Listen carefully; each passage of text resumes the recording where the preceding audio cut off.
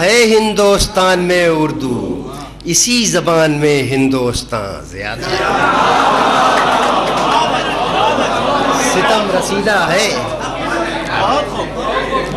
ستم رسیدہ ہے ہندوستان میں اردو، اسی زبان میں ہندوستان زیادہ ہے۔ اور عرض کیا ہے کہ اچھل پڑتا ہے سایہ اور مجھ کو ڈر نہیں لگتا۔ اچھل پڑتا ہے سایہ اور مجھ کو ڈر نہیں لگتا، کوئی آسیب ہو انسان سے بڑھ کر نہیں لگتا۔ اچھل پڑتا ہے سایہ اور مجھ کو ڈر نہیں لگتا، کوئی آسیب ہو انسان سے بڑھ کر نہیں لگتا۔ اور شعر دیکھیے ہمارے معاشرے کا المیہ ہے، سمجھیں گے آپ اشاریاتی میں۔ عرض کیا ہے کہ کہیں اکثر لوگ جاتے ہیں حیدرآباد اور کراچی، شادیاں کرتے ہیں، واپس آتے ہیں۔ ویسے غزل میں اس طرح کی باتیں کرنی نہیں چاہیے، شعر جو ہے یک رخا ہو جاتا ہے۔ غزل کا شعر پہلودار ہوتا ہے، جیسے سانپ کینچلی چھوڑ کر کے نیا ہو جاتا ہے، اسی طرح ہر غزل کا ہر اچھا شعر جو ہے ماحول کے مطابق نئے مفاہیم پیدا کرتا ہے۔ اس طرح کی باتیں جب شعرا کرتے ہیں نا تو شعر کا ایک ہی مفہوم رہ جاتا ہے، معافی چاہتا ہوں۔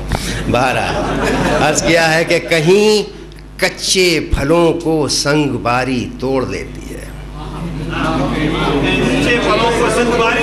کہیں کچے پھلوں کو سنگ باری توڑ لیتی ہے، کہیں پھل سوکھ جاتے ہیں کوئی پتھر نہیں لگتا، کہیں کچے پھلوں کو سنگ باری،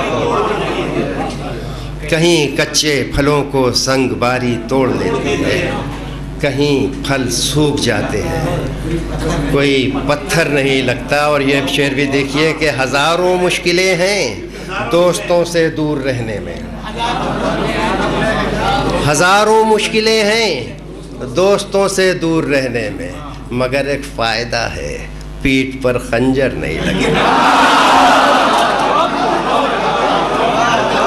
ہزاروں مشکلیں ہیں، ہزاروں مشکلیں ہیں دوستوں سے دور رہنے میں، مگر ایک فائدہ ہے پیٹھ پر خنجر نہیں لگتا۔ اور یہ ایک ہلکا سا مطلب ہے کہ کہا پھر فون پر ماں سے کہ راوی عیش لکھتا ہے، کہا پھر فون پر ماں سے کہ راوی عیش لکھتا ہے، سمندر پار میرا حال کیا ہے کس نے دیکھا ہے۔ کہا پھر فون پر ماں سے کہ راوی عیش لکھتا ہے، سمندر پار میرا حال کیا ہے کس نے دیکھا ہے۔ اجالے کے نمائندے نئی تاریخ لکھتے ہیں، اجالے کے نمائندے نئی تاریخ لکھتے ہیں، جلائی ہیں کچھ اتنی بستیاں ہر سو اجالا ہے، جلائی ہیں کچھ اتنی بستیاں ہر سو اجالا ہے۔ پتہ نہیں آپ میں سکت کتنی ہے، کتنا سن پائیں گے۔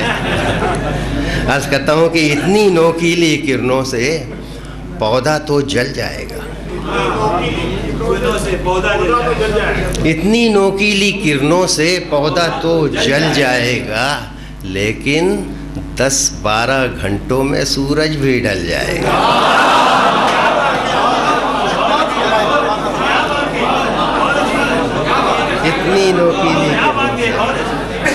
اتنی نوکیلی کرنوں سے پودا تو جل جائے گا، لیکن 10-12 گھنٹوں میں سورج بھی ڈل جائے گا۔ اور اس کا مقطع بھی دیکھ لیجئے کہ